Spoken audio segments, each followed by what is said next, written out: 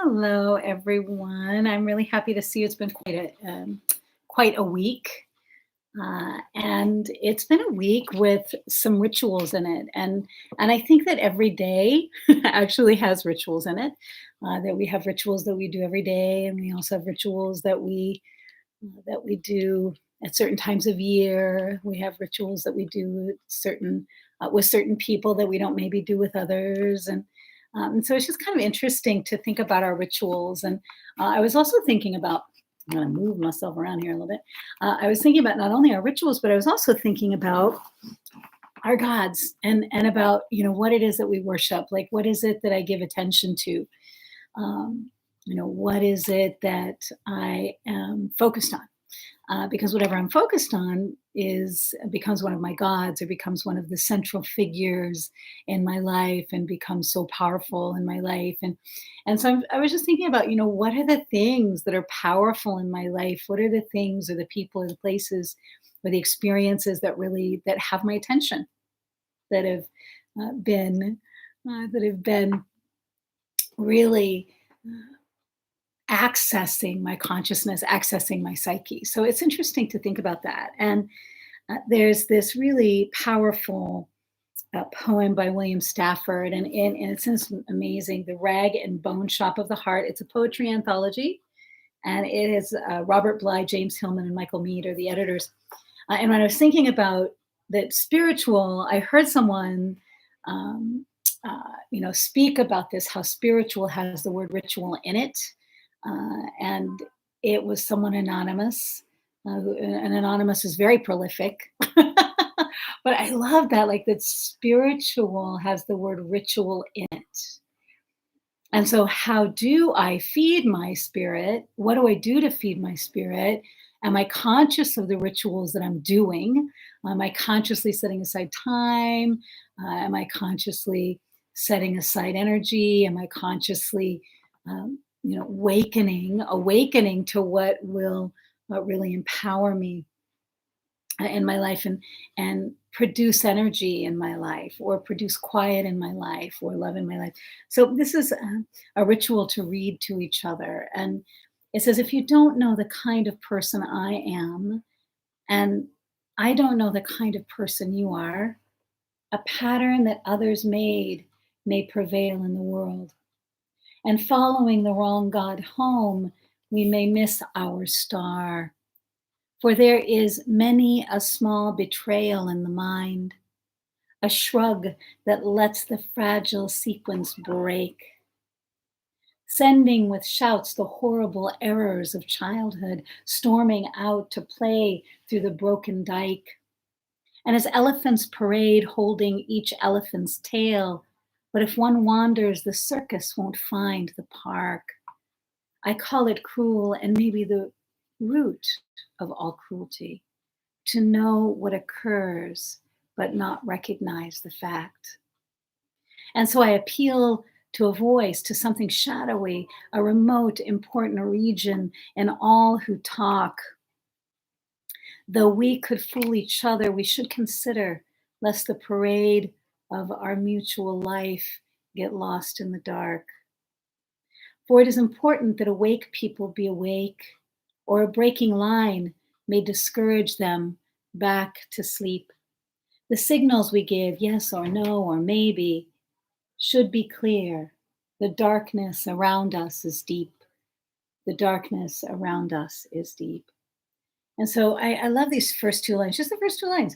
If you don't know the kind of person I am, and I don't know the kind of person you are, a pattern that others made may prevail in the world. Well, four of the first lines. And following the wrong God home, we may miss our star. And so, I think about all of these ways that we talk about, what is my North Star? How do I follow my North Star? How do I find my way home? How do we stay home? How do we get comfortable in our skin, or with ourselves, or with our world, or with who we are? And how do we know that? And I think there's a couple of different ways to gauge it. I don't think there's like any one answer for anything ever.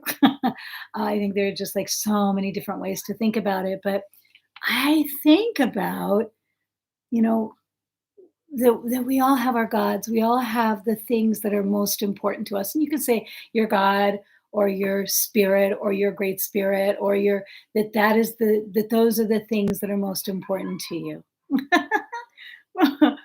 And my neighbors are out on the porch and they have their family is visiting. And so I can hear there's their niece and it's just sweet. They're laughing. And so I was just laughing and hearing their laughter. It's very sweet. And so, what are what are the gods? Where do I put my focus? Where do I put my attention? What has my attention?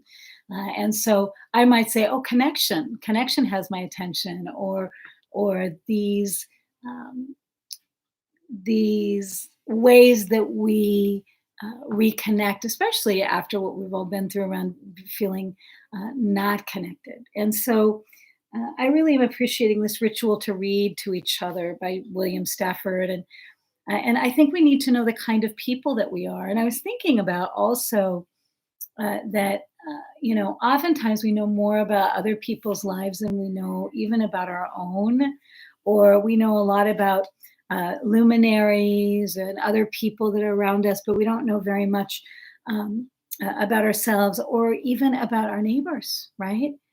Do we say hello to our neighbors? Do we with through our mask, of course, or however the CDC is recommending it in the moment? Um, but are we connected with the life around us, the human life, the other people that are around us?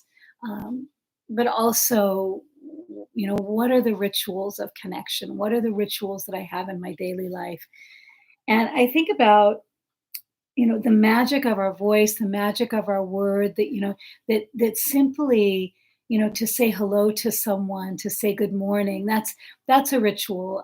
In Mexico, you say buenos dias, you always say buenos dias, and then there's the ritual of in the afternoon you would say buenas tardes, and then in the evening you would say buenas noches, and that's a ritual. That's a something that's done every day, and all of the time, and the many many years that I've gone and spent time there with my family, with my friends, and gone to visit family and friends. I have found that that happens no matter where you are. It always happens, and it's always so wonderful. And so, you know, there are some rituals that we have that are so simple, that we can do. And like for instance, today, I really like to go for a walk. And one of the things I like to do is I like to really absorb what's happening around me. Like even if I had eyes and I could see all the way around my body, what would I notice? And today I noticed the wind and I noticed the breeze, and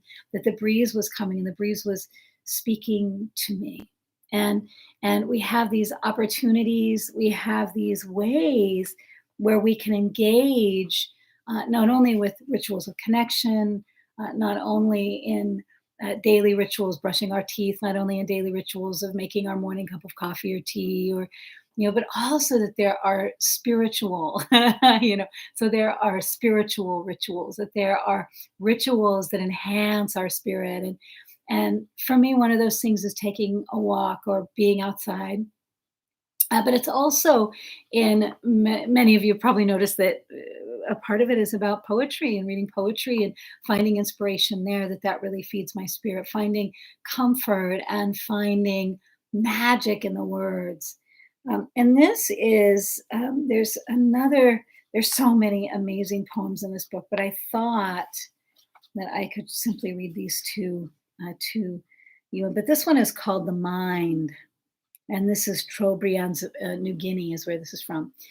And so what I think about is I think about how can my words, how can my actions, how can my activities be rituals that send a voice and that give me something to pay attention to, that assist me in focusing on and having gods that are a blessing and that are uh, enhancing not only my life but also the lives of everything that surrounds me, that everything benefits from what I'm focused on. And of course, that's not always going to happen. We hope for that, but sometimes we have to be focused on things that we don't want to be focused on. But I think the real question is it enhancing? Does it enhance my life, my well being, and the lives of those around me.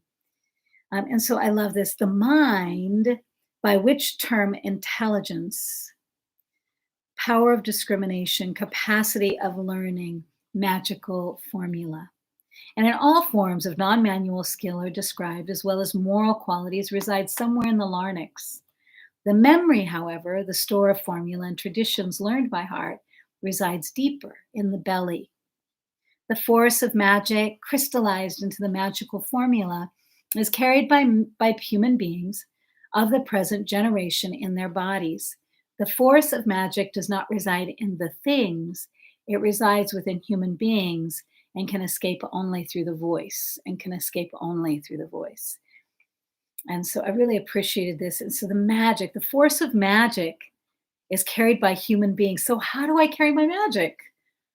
How do I carry my magic? How do I express my magic? What rituals assist me in seeing that there is wonder and awe and magic and goodness, that there's so much to discover within ourselves, each other, and in the world. And so I would be curious about your magic words. I would be curious about, hi, Saffron, about your rituals. What are the rituals that really enhance your life and that give you a sense of discovery? They give you a sense of discovery, like Saffron does, about your life. What are those rituals? I would love to hear more. Please let us know, and I will see you very soon. I'll see you next Wednesday. Have a beautiful week.